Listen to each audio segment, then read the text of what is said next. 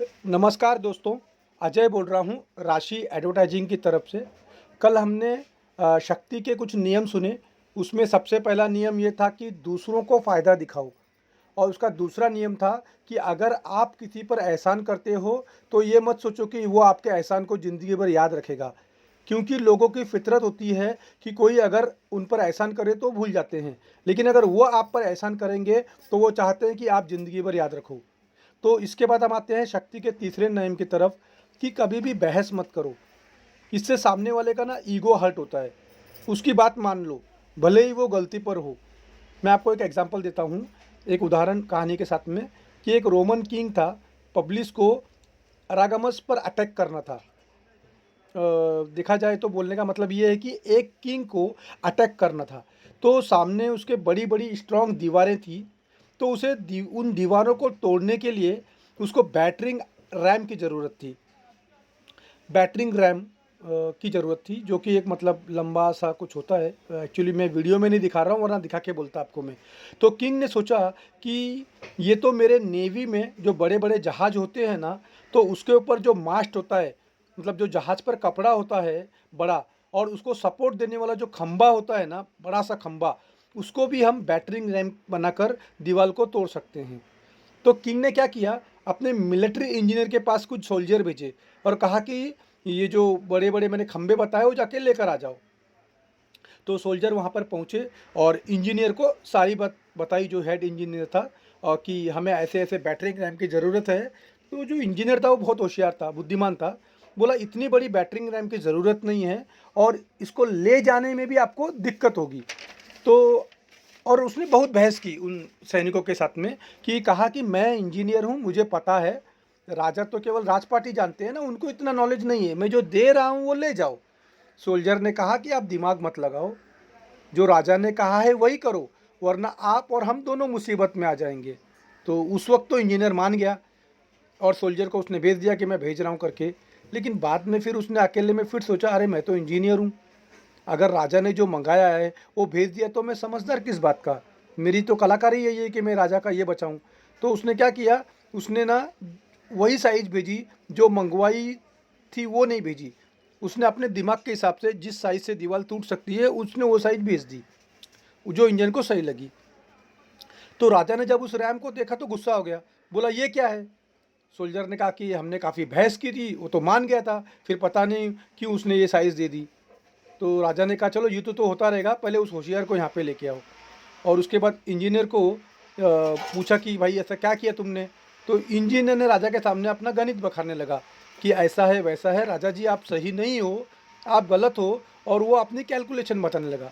अब जब राजा को गलत बताने लगा तो राजा का और दिमाग खराब आ गया। उसने उस इंजीनियर के कपड़े फाड़ दिए, उसको रस्सी से बांध दिया। और फिर वो जो मूवी है ना RRR, जिसमें वो चाबुक से कैसे मारते हैं, उस चाबुक से थे वैसे ही इंजीनियर को मार मार के जख्मी कर दिया। अब मज़े की बात देखिए, राजा को पता था कि इंजीनियर सही है, पर उसके बताने का तरीका सही नहीं था। वो बहस कर रहा था, इस बहस की वजह से ही वो मारा गया।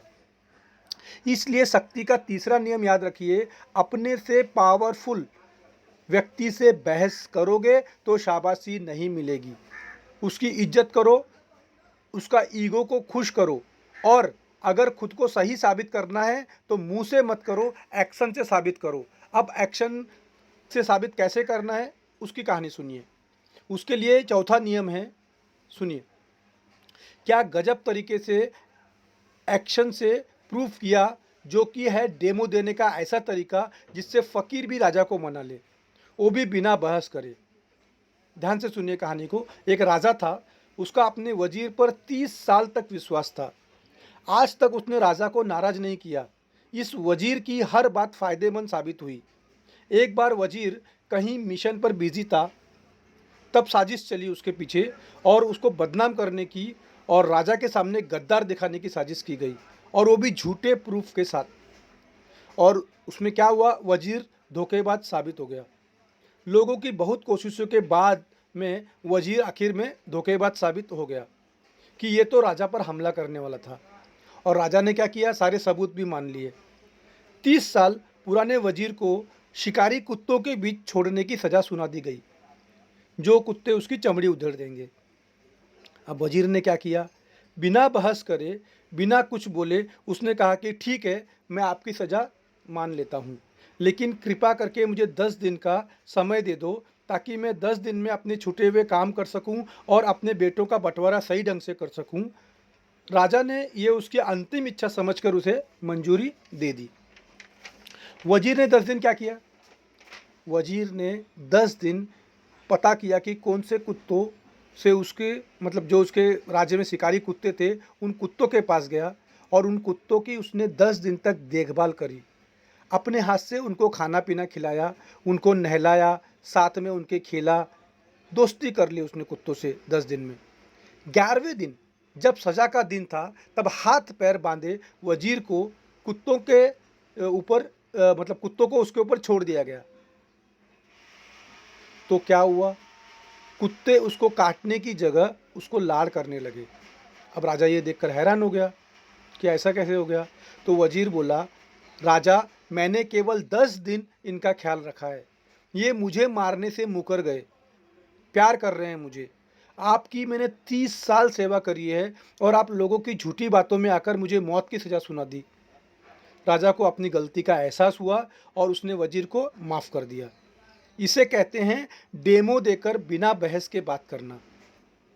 अब हम आते हैं शक्ति के 5वें नियम की तरफ से।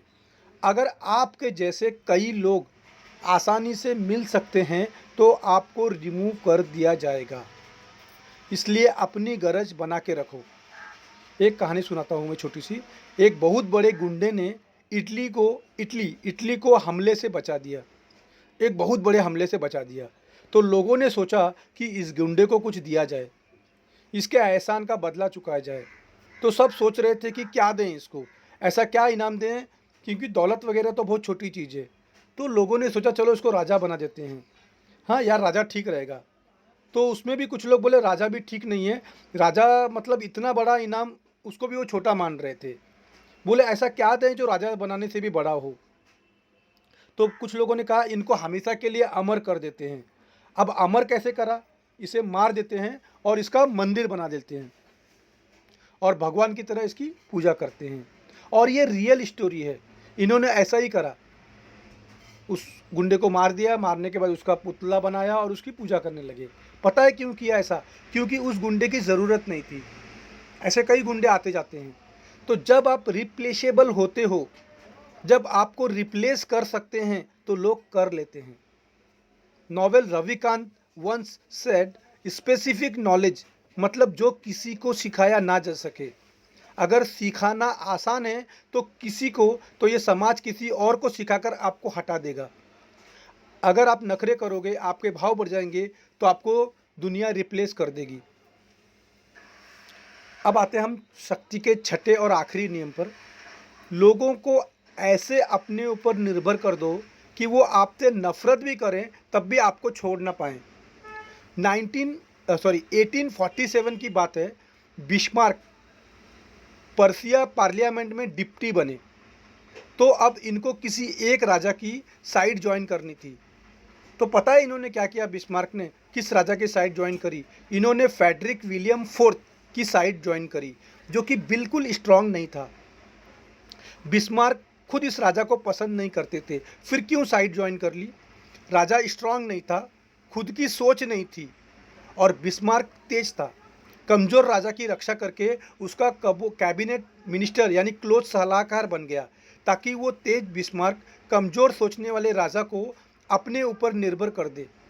बिस्मार्क ने क्या किया? मिलिट्री को स्ट्रांग किया, राजा के खिलाफ लोकल ग्रुप को दबवा दिया, दुश्मनों का परमानेंट जुगाड़ कर दिया, राजा से अच्छे पॉलिटिकल डिसीजन दिलवाए, राज्य में किंग की पोजीशन को स्ट्रांग करवा दी। राजा का जो चेहरा था, पर दिमाग पूरा का पूरा बिस्मार्क का था। राजा की डेथ हुई, उसका भाई विलियम राजा बना। वो बिस्मार्क को बिल्कुल पसंद नहीं करते थे, लेकिन मजबूरी थी। बिस्मार्क जैसा दिमाग और लाए कहाँ से? बिस्मार्क का दिमाग तेज था, ऐसे लोग मिल नहीं रहे थे। इन दोनों की कभी बहस होती तो बिस्मार्क कहता ठीक है मैं छोड़कर जा रहा हूँ, और राजा डर जाता क्योंकि वो संभाल नहीं सकता था। और धीरे धीरे पूरे पर्सिया को एक करके जर्मनी कंट्री उसने बना दी, जो छोटे छोटे राज्यों में बिखरा हुआ था। लोग नफरत भी करेंगे लेकिन आपको छोड़ नहीं पाएंगे अगर आप में दम है। तो दोस्तों, ये वीडियो आज का था वो शक्ति के बारे में था। So thank you so much.